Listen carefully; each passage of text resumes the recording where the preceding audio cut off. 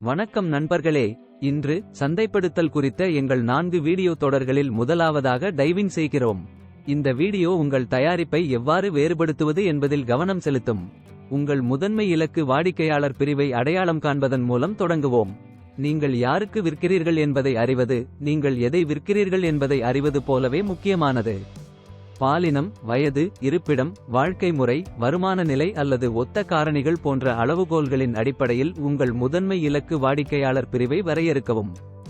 எடுத்துக்காட்டாக, உங்கள் தயாரிப்பு மசாலா பொடிகள் என்பதால் உங்கள் முதன்மை இலக்கு நுகர்வோர் வீட்டு சமையல்காரர்கள், உணவகங்கள், உணவு உற்பத்தியாளர்கள் மற்றும் தங்கள் குடும்பங்களுக்கான மளிகைப் பொருட்களின் சில்லறை விற்பனையாளர்கள் ஆவர்.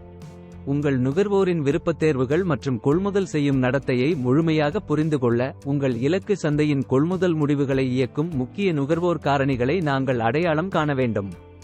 உங்கள் இலக்கு நுகர்வோர் வீட்டு சமையல்காரர்கள், உணவகங்கள், உணவு உற்பத்தியாளர்கள், ஹோட்டல்கள், விடுதிகள் மற்றும் சில்லறை விற்பனையாளர்கள் என்பதால் அவர்கள் சுவை, தரம் மற்றும் பேக்கேஜிங் ஆகியவற்றிற்கு முன்னுரிமை அளிக்க முனைகிறார்கள். கூடுதலாக, அவர்கள் விலைக்கு முன்னுரிமை அளிக்க முனைகிறார்கள். இந்த காரணிகளுக்கு ஏற்ப உங்கள் தயாரிப்பு மற்றும் சந்தைப்படுத்தல் மூலோபாயத்தை வடிவமைப்பது முக்கியம்.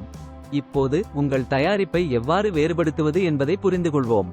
சுவை, தரம், நிறம், விலை மற்றும் பேக்கேஜிங் போன்ற துறைகளில் உங்கள் போட்டியை விட சிறப்பாக செயல்படுவதே முக்கியமாகும்.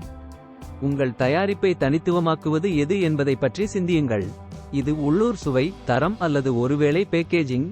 நினைவில் கொள்ளுங்கள், வேறுபாடு என்பது தயாரிப்பை பற்றியது மட்டுமல்ல, அதை உங்கள் வாடிக்கையாளர்களுக்கு எவ்வாறு வழங்குகிறீர்கள் என்பதையும் பற்றியது. அடுத்து, நீங்கள் எந்த தயாரிப்புகளின் கலவையை வழங்க வேண்டும் என்பதை தீர்மானிப்பது முக்கியம். இதற்கு பதிலளிக்க, உங்கள் இலக்கு சந்தையின் விருப்பத்தேர்வுகள், தேவைகள் மற்றும் நடத்தை ஆகியவற்றை கவனியுங்கள். ஒரு குளிர் மூலத்தை வழங்குவது, மசாலா தூள், இஞ்சி பூண்டு பேஸ்ட் உங்கள் வாடிக்கையாளர்களின் தேவைகளின் பல்வேறு அம்சங்களை நிவர்த்தி செய்யலாம்.